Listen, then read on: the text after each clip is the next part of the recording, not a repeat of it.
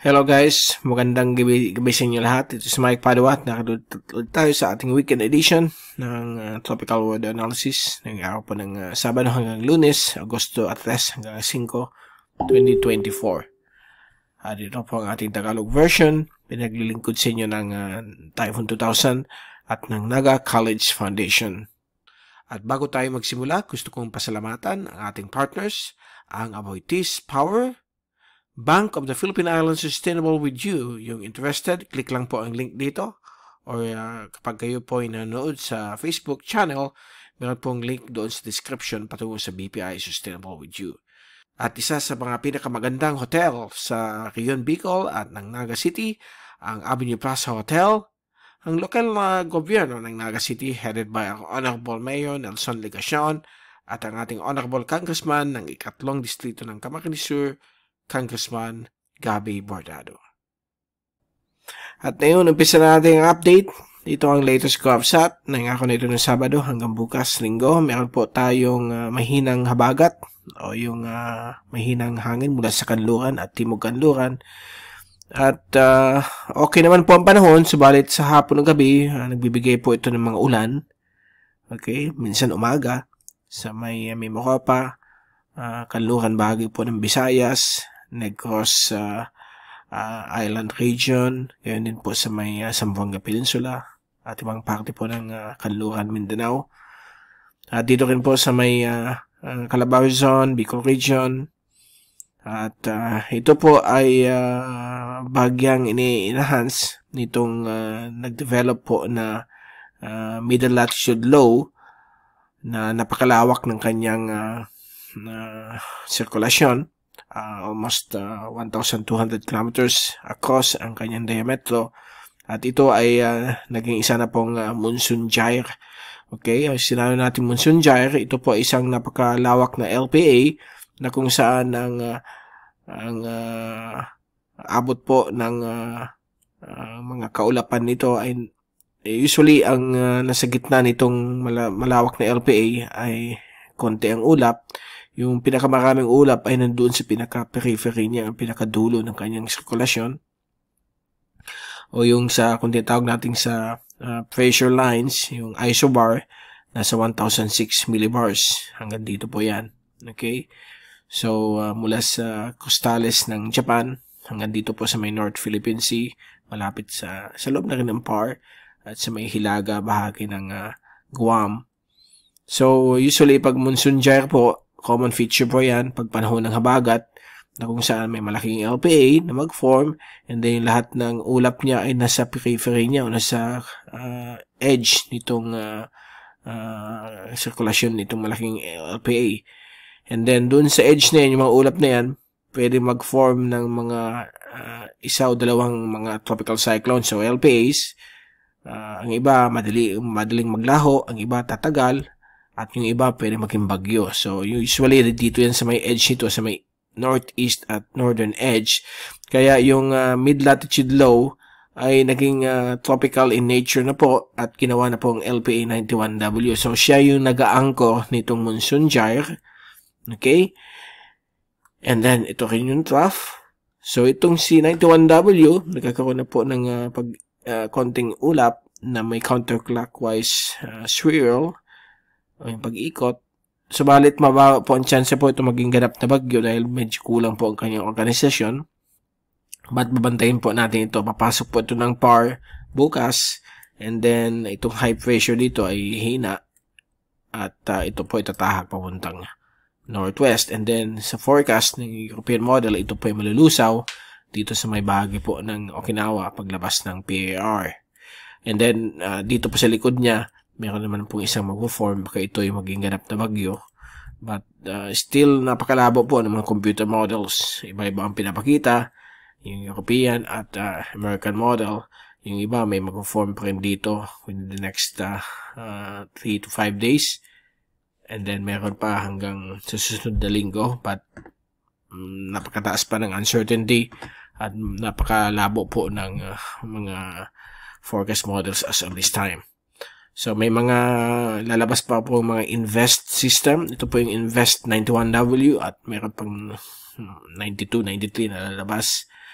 At ito ang dahilan kung bakit nagkakaroon ng medyo katamtaman na habagat sa may bahagi po ng Marianas at Western Micronesia, kasama po ang Republic of Palau.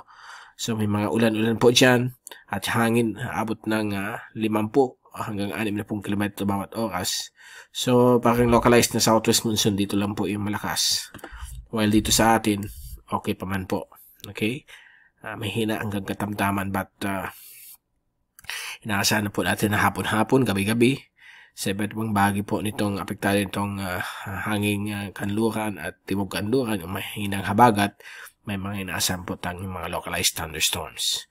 Okay, so huwag niyong kalimutan magdala ng payong, mag-ingat po sa mga posibleng pagbabaha sa mga low-lying areas, kaya yung westerlies at southwesterlies o weak habagat, ang risk of flooding and landslide ay nasa low to medium lamang. Okay, but still, mag-ingat po tayong lahat. So, ito yung fast animation. So, nakikita po ninyo, ito yung LPA 91W at mukhang humihina at meron na naman po ditong gusto mag-form somewhere here. But question mark po yan. Pabantayin natin. So, yung tinatawag nating monsoon jar, ganyan po yan. Kalawak hanggang dyan. May naputol dito. Yan. So, okay, so umiikot lang yan sa edges nitong tulo ng jar, itong mga kaulapan na may mga multiple vortices. Okay, so pwede may mag-form dyan na mga LPA. So, nagkakaroon po dito ng habagat. Dito mahina lamang po sa atin.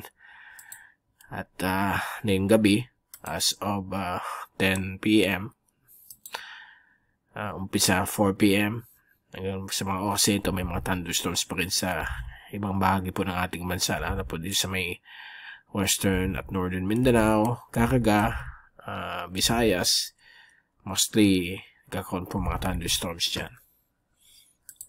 So, ito po yung pressure forecast for the next 3 days hanggang Martes at Miyerkules. So, ito po yung monsoon jar. Okay. So, kita nyo, medyo malawak ko yung ganyan circulation. Ganyan siya. Dito yung LPA. At sa linggo bukas, andyan po siya.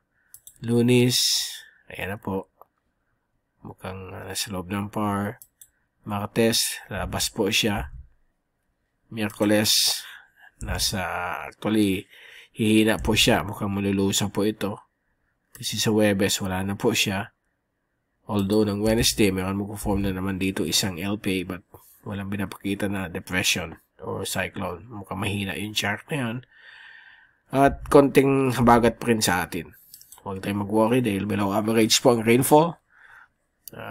Below sa normal dahil po hindi naman po kalakas nitong habagat natin. Okay? And sa rain forecast, bukas ng umaga, okay naman ang panahon except for dito sa may Calamian at Coron. At ibang bahagi po ng Northern Visayas. Bukas ng hapon, yan naman po mga thunderstorms sa halos iba na pang bahagi po ng ating bansa. Lunes ng umaga, okay na naman ulit ang panahon. Hapon, may mga thunderstorms na naman. Martes ng umaga, clear naman po except for the western sections po ng Visayas at Negros, Calamian at Occidental Mindoro. Hapon, may mga thunderstorms na naman po. Miyerkules ng umaga, so okay naman po. At sa hapon o gabi, saan na naman natin mga thunderstorms. Although sa Miyerkules medyo bagyang hindi naman masyado yung mga thunderstorms. But may mga mangyayari po mga thunderstorms sa Luzon. So yan po ang forecast sa ulan. So nothing to worry. Nasa low to medium lang ang risk of flooding and landslides. Kaya yung rainfall accumulation forecast na yung araw na ito hanggang Lunes o Martes, inaasahan po ang mga katamtaman hanggang malakas na ulan. Okay? Dito po sa may kanluran bahagi po ng Visayas, sa may Western Panay, sa western sections po ng Occidental, Negros Occidental, sa may Negros Island region. Dito rin po sa may Palawan at Calamian. Meron din po sa may Zamboanga Peninsula and Masbate, western sections ng Albay, Sorsogon, Burias, Ticao, Western Samar, Western Leyte, Northern Cebu. Mostly ito po ay dahil po sa mga thunderstorms, so inaasahan po natin mga ulan po dyan.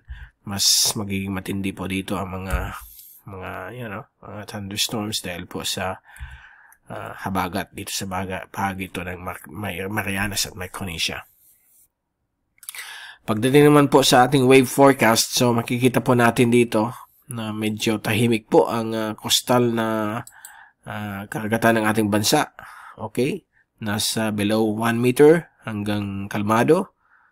So, for the next 3 days hanggang Martes, inaasahan po natin na okay naman po ang karagatan. Dito sa may East Philippine Sea, nasa 1 meter hanggang 1.3 light waves. Sa inland waters ng ating bansa ay nasa 0.5 hanggang less than a meter o 0.9 meter. Dito po sa may West Philippine Sea, gayon din po. Nasa half a meter hanggang 1 meter lamang po ang mga alon. So, suitable po for fishing and sea travel. Yung mangingisda, okay? Pwede po kayong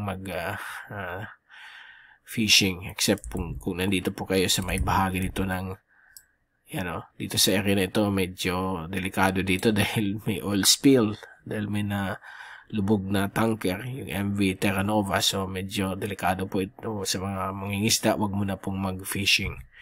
Sa ibang bahagi po ng ating bansa, safe para mag-fishing at sea travel.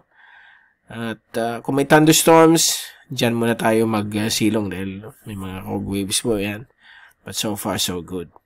At bago tayo magpaalam, ito ang Global Tropics Hazards Outlook ng Climate Prediction Center. Inisyu po ito nung nakaraang Miyerkules. Valid po ito for the next 2 to 3 weeks. So week 2, valid August 7 to August 13.